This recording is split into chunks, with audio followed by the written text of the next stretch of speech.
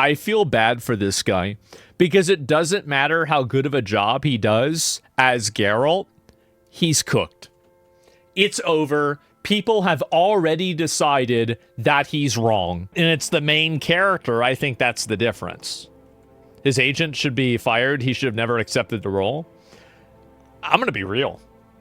I kind of think that you're right. Greetings, you over 1 million practitioners of common sense and the 40% who haven't subscribed yet. Henry Cavill is probably laughing his ass off right now. And it's not just because James Gunn's Superman, or Superman's James Gunn, finished its worldwide theatrical run at $615 million, which, the last time I checked, although I'm not very good at math, is a lot less than the $668 million brought in by the Man of Steel in its worldwide theatrical run over 10 years ago without adjusting for inflation. And while you think that will be enough to provide some snot bubble-inducing laughter, I'm actually concerned for Henry's health right now because Netflix decided to one-up it by dropping a full Witcher Season 4 trailer, which also happens to be the first trailer of any kind for this show, released a whopping 3 weeks before it premieres. Now, they did release a small clip a couple of weeks prior to this trailer that was ratioed and roasted into oblivion. And we've oh my god, some shocking... Everybody fucking hates it. I mean, just cancel it. Honestly, you know what I've said before? Some babies deserve to be aborted. I think this is one of those times. News, the trailer is being ratioed and roasted into oblivion. But perhaps I'm being too harsh. Maybe Lauren Hisrich and her crew of feminists, after being humbled by the entire world and Henry Cavill, have decided to turn over a new leaf and, never mind.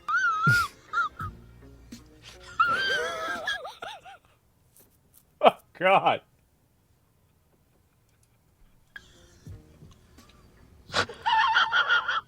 Supposed to be the Baron. Oh, come on. The Witcher. You've spent a lifetime battling monsters and men. Well, actually, Geralt has spent a lot of time being nerfed in his own show, including, but not limited to, being injured in the final episode of Season 1 so the girls can fight it out. And those monsters he was fighting, more often than not, were some variation of a woman who was subjugated by a man, so we should feel really bad when she dies, including the testicles with women's faces. By the way, every single time that there was an option to, like, either spare or kill a character in Witcher 3... I killed them every single time. You're a succubus, you're dead. You're a Doppler, you're dead. You're a werewolf, you're dead. It doesn't matter. I'm fucking kill every single time. Yep. It's been boring! Always spending kill his him. greatly reduced screen time chasing around the girl who's the key to everything. Wait, what? Can you really?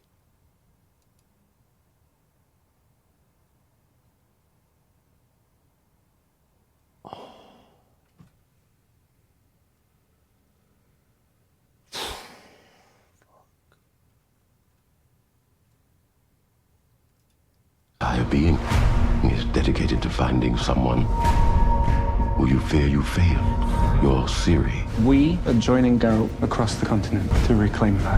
Whatever he's up to, Ciri's at the center of it. We need to save Ciri. What if I can't save her? And lo and behold, Ciri is, for the 4th season in a row, the girl who is the key to everything. And I know she eventually becomes that in the books that were published over 30 years ago when it wasn't as much of a trope, but it is now, and this is probably why you don't take 6 years to produce 4 seasons where Geralt was never the central focus. She's not who she says she is. I feel like a lot of the excitement and the popularity of The Witcher is derived from people that probably played the games. I think that a lot of people played the games and they liked the games a lot. I think that it should have been centered around Geralt going on adventures with Ciri, and then at some point you can still have that happen while at the same time making her be a key part of the story and the most important key of the story. You can do both of these things. The game did this thing. Why can't you do it with a fucking show? The These are supposed to be the notorious and brutal rats from the books, although you can't really tell it here. It looks like they're just standing around waiting to be offended. But I don't think there is a single image from a Netflix adaptation that represents a Netflix adaptation better than this. What a company I've ended up with. Ooh, maybe I spoke too soon. This is Liam Hemsworth as the Temu Witcher. And listen, I've got nothing against the guy. He's got some big shoes to fill. I just hope he got paid a lot. Oh, and I got to give they literally have it. Like, he's set up to fail. I feel bad for the guy. Obviously, he took the bag, he took the money, etc. But like, realistically, I mean, there's never going to be there's no way that he comes out of this and people don't hate him. Right? I mean, like, Cavill just fit for the role. Well, no. Actually, what was really funny is that a lot of people, when Henry Cavill was originally cast for The Witcher, a lot of people were very skeptical about it. And they were like, well, we don't know about that. The Witcher's supposed to be like, more of like a kind of grungy guy. He doesn't have like the facial structure. He's not the same thing. And a lot of people were skeptical of it. I mean, people were skeptical of, Heath Ledger playing the Joker, right? Because the movie he did before that was Brokeback Mountain. So I think it's definitely, like, there's a lot of instances where that's the case, but he just nailed it. Like, Henry Cavill did a really good job.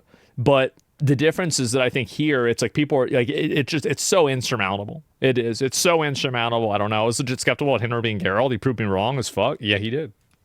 Netflix credit here. See, Disney, it's not that hard. Midgets playing dwarves. You can pump the brakes on the whole global phenomenon thing, Netflix. The only thing that's remarkable about this show is the fact that you didn't cancel it and how much money you're willing to put into lore and history. That's what I think is crazy, is that they should have canceled the show. I don't know what they were thinking not canceling it. Competence. Something is shifting on this continent. Vilgefortz is gathering an army. We finally get a shot of The Witcher's main character, Yennefer, and this season's antagonist, Vilgefortz, who, surprisingly enough, is after Ciri. Whatever he's up to, I would have never guessed. The center of it. She will be mine. Please have a seat right there. And of course, there's a heavy dose of the obligatory feminist gobbledygook girl bossing. Can we win this fight?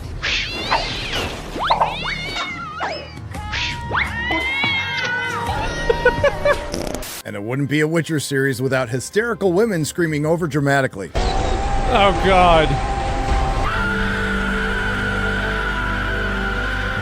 This sounds like, what is this, Portland?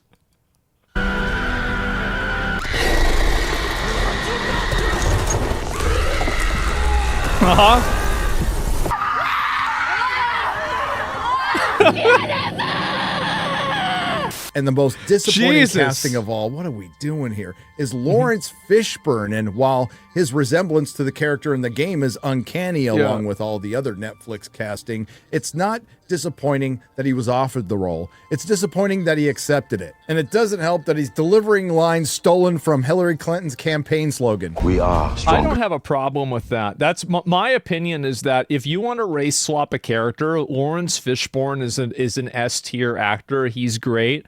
I would give him a shot. I would.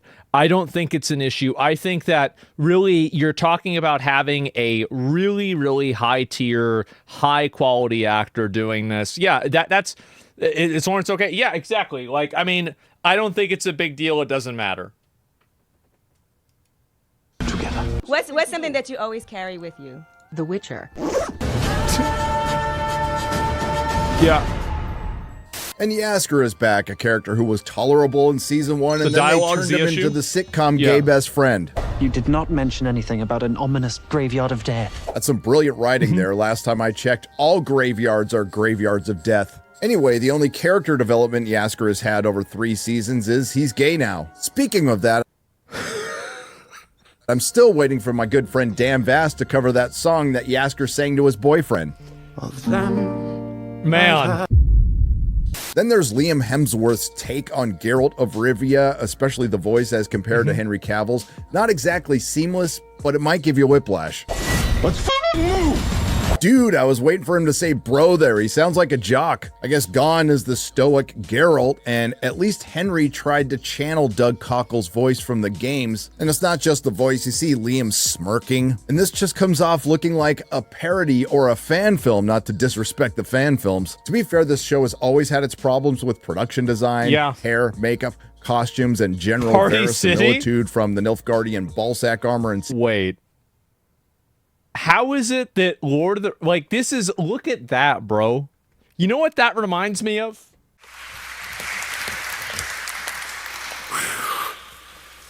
There it is, guys. Can I have this water here?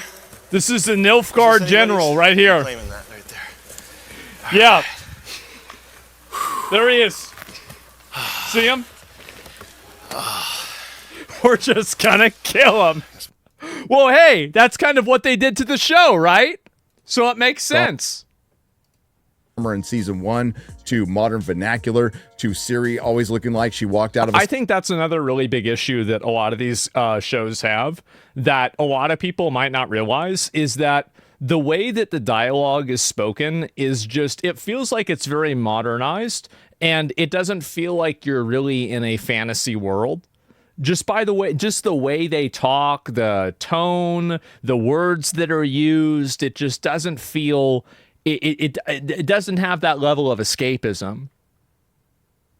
Like, I remember noticing this a lot in Rings of Power and then thinking back to the dialogue in Lord of the Rings.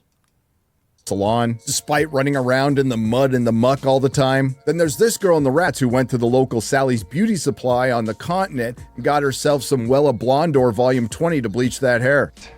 And before we go any further, I know where you're going in the comments section. My wife was a hairstylist. That's the only reason I know that. Yeah. Right. I guess it could have been a weave, but whatever it is, Netflix and Lauren Hisrich wanted to make damn sure this epic fantasy based on Polish folklore reflected the Los Angeles they live in today. But credit to Netflix for knowing their audience and probably guessing correctly that within 30 seconds you would be bored of this trailer. So just in case you didn't notice with your own eyes that they recast Geralt, they decide to go full meta. And they start out with a little self-awareness. Hope is reborn. Oh, right, because now they're recasting the... This is so shameless, man.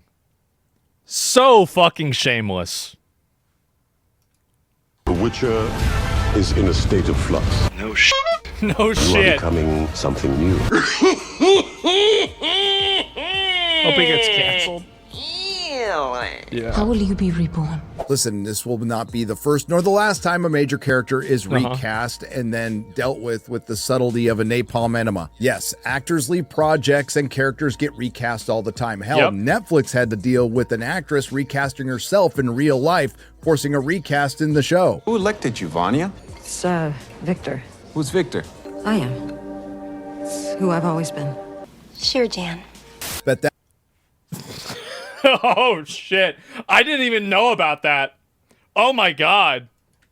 That was awkward, but this one's a little... Okay, well, it's a lot different. To state the obvious, Henry Cavill was this entire show. Yeah. He was actually a fan of the games and the books. And it is reported that Lauren Hisrich and Netflix were thinking about replacing him in season 2 with Liam Hemsworth, which only would have resulted in the show being canceled sooner. And hell, Netflix saving a lot of money. Maybe that would have been a good thing. But the fact of the matter is, Henry couldn't save this show because the writing is abysmal. Let's go back to this line from the end of the trailer. How will you be reborn? Aside from the subtle meta commentary, what the fuck does that even mean? And before anybody gets into, well, that line will obviously have some context in the show. Listen, I've seen all 3 seasons and it ain't happening. Keep in mind, these are the writers, including showrunner Lauren Hisrich, who thought it was a good idea to have Henry Cavill playing the titular character in The Witcher show only appear in 1/3 of his own series. Total running... Is that true?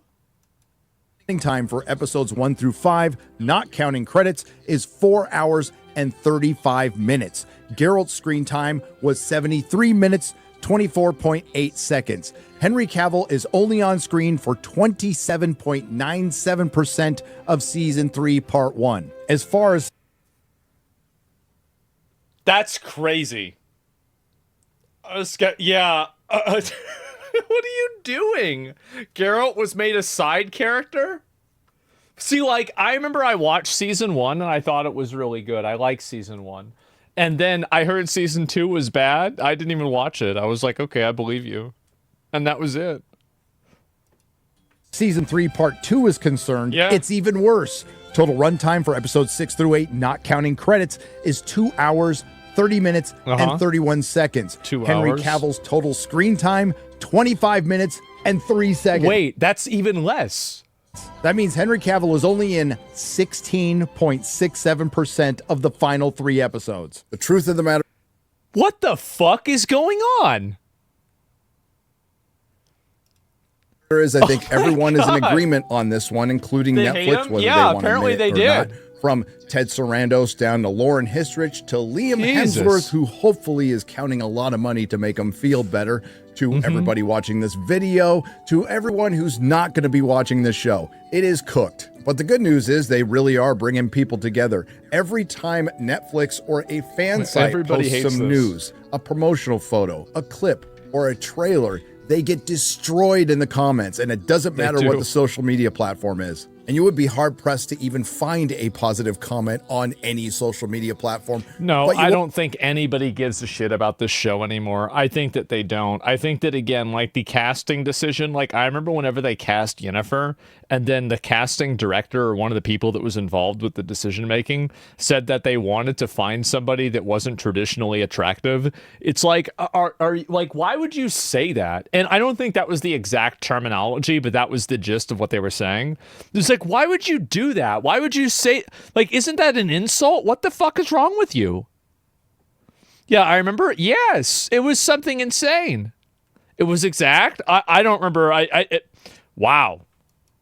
won't have a hard time finding comments like this. I was willing to give this a chance without Henry Cavill, but the trailers just ruined Liam Hemsworth's career in less than 3 bit minutes. much. Look at all of these strong, confident women preparing for war, while the supposed main character looks weak and constantly questions himself. Rotten Tomatoes will probably give it a 9 out of 10. Yep. It looks all right, I suppose. No, it doesn't. But it's not Geralt. Liam is a fine actor, but the shoes he is trying to fill are too big. Cavill is Geralt. Liam is discount Geralt. No matter, y'all butchered the lore anyway. Yeah. Y'all, which I can say now because I live in Texas, ruined this show. Oh, nice. It had unlimited potential, but y'all went woke. Hired writers who thought they It were was woke from the beginning.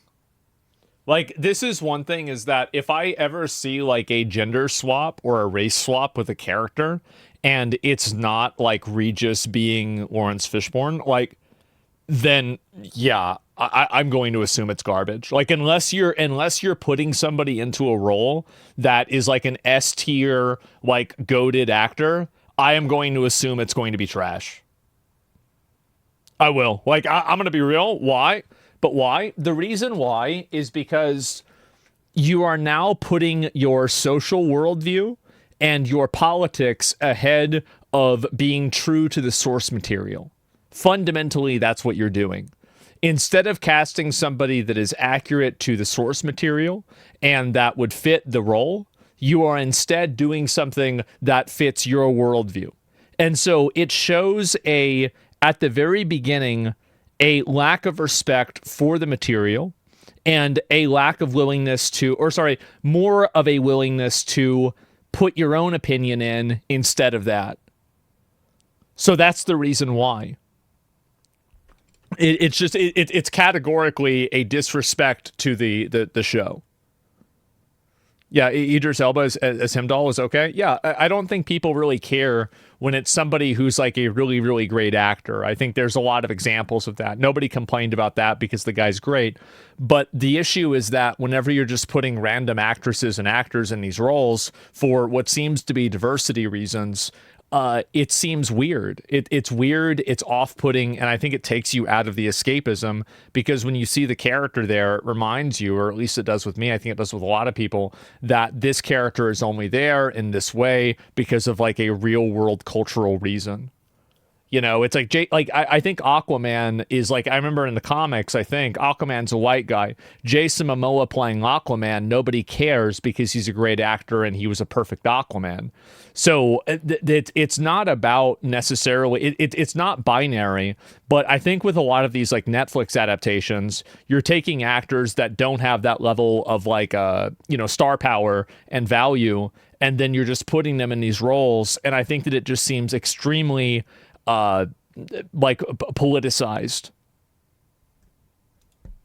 Better than the source material and let go the only person in the entire building who wanted to stay true to the source material. Yep. It's over. Why do you think replacing the main character after 3 seasons will work at all? I'm honestly asking, how fucking retarded are you motherfuckers? True. Liam's great. Henry's great. The issue isn't who plays the character. Yeah. In this case, it actually is, but I see your point. The issue has always been and will be the showrunners and writers messing with what makes the character so great. It's the fundamental misunderstanding that made people leave. All the haters will definitely see it just so they can trash talk every single episode. They will. Yup. Yep. And the comments on the massively ratioed trailer on YouTube aren't any better. Geralt sounding like Thor, cheesy magic, still, Sam Fender background music, witches using swords. Who the fuck would do that? Building an army, pretty sure Geralt or Yen never had an army. Global phenomenon. Honestly, at this point, you just gotta laugh. What a company sad. I've ended up with. Couldn't have said it better, Geralt. Hard pass. Damn. The Witcher 4, Love and Thunder. But I really think Dutch 14 sums it up the best. To the Netflix producers, you had one simple job: turn a best-selling book into a moving picture by taking its story. And it's also like you had all the games that did additional lore as well. Like this was the freest show that you could have ever had. Like they basically storyboarded out like the way the characters would act and everything. Like it was a slam. Yeah, this was supposed to be super fucking easy. Like how do you mess this one up, guys? It's crazy. It on the screen, the with blueprint actors, was there and music, you failed. Dialogue, yeah, and they sure landscape, did. as they were described, and yet you failed. Do you want to know why? Of course you don't, but I'm going to tell you anyway. Oh. As you said in one of your interviews, you wanted to tell your own story in The Witcher's world. And the problem is that you and the writer... tell your own story and... Oh, God. This is what they do. They get inside of something that's good and they make it bad. That's what they do. They're like, oh, well, no, it's not about telling the story. No, I know how to do it. No. We're not gonna listen to the guy that's being paid an infinite amount of money for you just to have the privilege of being able to adapt his books into a story. No, I, the Netflix producer, showrunner that nobody will remember in 5 years, knows totally better than this best-selling author that's being paid infinitely more than me just for the privilege to use his books. No, I know what's best. I'm gonna do it instead. Think about how fucking pretentious that is. It's unreal. You employ are nobody. And nobody cares about your stories. What I care about is Sapkowski's stories. His novels are a global phenomenon, not your series. The only phenomenon here is that you will still have a job and how your families managed to click 10,000 upvotes for this trailer. Well said, and we'll end it with this. Fans, fix the writing. Henry Cavill, fix the writing. Netflix, no, here's Liam Hemsworth. Fans, we're not going to watch it. Netflix, fans are so toxic. They're so bad. And I promise you, that's how the writers for The Witcher, including Lauren Hisrich, have rationalized it in their head. They have actually written a masterpiece. And if it wasn't for those pesky toxic fans, they would have probably gotten their 7 seasons. Instead of it. What I think to be funny about this is that with any of these like shows or anything like that, even if you think all of the fans are toxic, they're still not going to buy the show. They're not going to watch the show. They're not going to buy the fucking DVDs or, go see a movie or buy a game. So like, it doesn't really matter. Like this is what I think that these people have a problem with, is that they think because they have like some sort of moral authority that the entire world is going to just kind of align with them and work out anyway. Sometimes you can have the right opinion, but if enough people disagree with you, you're still wrong. And you might think that you're right, but when you're trying to sell a product, you're going to have a bad time. Why do they care so much about putting modern day politics into every project and casting decisions? Because they want to influence people's thought and they want to manipulate the way that they see things. It's pretty simple. I mean, it's again, you know, I'm the kind of guy, it's like the most obvious answer is probably the correct one. The simplest answer is the correct one. It's because they believe in it and they want everybody else to believe in it and they want to force it on everybody. That's the reason why. Yeah, it's simple. They want people to think like this and see things this way. They're not writers, they're propagandists. I think so. I think in a lot of cases it's true. Being canceled after 5. Oh, and in my last video, we talked about this show costing $500 million. Well, now it's been reported that you can add another $200 million to the total, and now this disaster has cost $750 million. And when it's all said and done for Lauren Hissrich anyway, who wanted to go down in history as the first female showrunner of a hit male-skewing epic fantasy, will go down in obscurity as just the latest woman who has ruined male-skewing epic fantasy. And as far as I mean, Harry Potter, I mean, this is the problem, is that women that write stories like this, and they think about the fact that they're a woman, and that's the focus, well, you're just a fucking retard. I mean, I think Expedition 33 was written a lot by a woman. Shadowbringers from Final Fantasy 14 was written by a woman. People love that. Harry Potter was written by a woman. There's plenty of women that have written incredible and great stories, and it's not they're not good because it's a girl wrote. What are you, fucking retarded? The fuck is wrong with you? Those toxic fans are concerned, well, Netflix has made the same mistake as every studio in Hollywood by intentionally mislabeling the passionate fan as the toxic fan so they can blame them for all their failures. And I'll leave you on the wise words of Henry Cavill, which might explain to Netflix why he's so popular, and maybe they'll learn that if they had listened to him, he would still be around and the fans would still be around. When it comes to fans, it is a fan's right to have whatever opinion they want to have, and people are going to be upset because, especially when you're talking about books or games, because you're never going to be the exact person who they had in their head or who they played on Witcher 3, for example. I don't necessarily consider that toxic. I just consider that passionate. Nerdrotic.com. Yeah, it's not going to be perfect. That's just how it is. If you like what you heard, please like, share, and subscribe. If you didn't like what you heard, of course, thank you for listening this long. I will see you in the next video.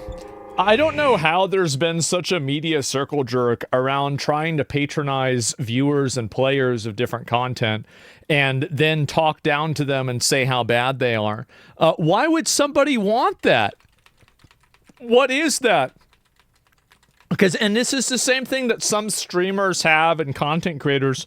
Like they have like this animosity towards their audience or something like that, or they're mad at their audience. Like, what the hell is wrong with you? Like, you have a great job, you get to do what you want to do, and now you're mad. What the fuck is going on? So I don't know what this is forcing their agenda on us. Yeah, don't fuck with the lore. Yeah, they see patriotism as the opposite of feminism. I don't know if it's really that hard, right? Or it's that big. But yeah, I think so. Why do people keep trying to impose their will on something outside of their control in order to change it? Because that's what they want, you to do what they want. That's the reason why. And they are bossy, controlling, manipulative liars that want to infect everything that you like and change it into what they want. That's what happens. It comes down to entitlement. Yeah, that's really it. Behind the thought of trashing your customers to be successful. Well, like, have you guys ever noticed that there's so many people that are patronizing and hostile towards their own viewers? I mean, like, what is, and their own audience? Like, it's so weird. Like, what the fuck what's wrong with you? Why would you do that ever? And I don't understand where these people are coming from. I don't understand why they do this, but it's extremely fucking common, man. And yeah, late stage cancel culture wokeism. Yeah, I mean, I would say like a little bit of that, but like I think it's a little bit less. When you fight your audience, you always lose. I mean, yeah, I would say in some cases that's kind of true. You do lose in a lot of cases, and I think also it's a good thing that you lose.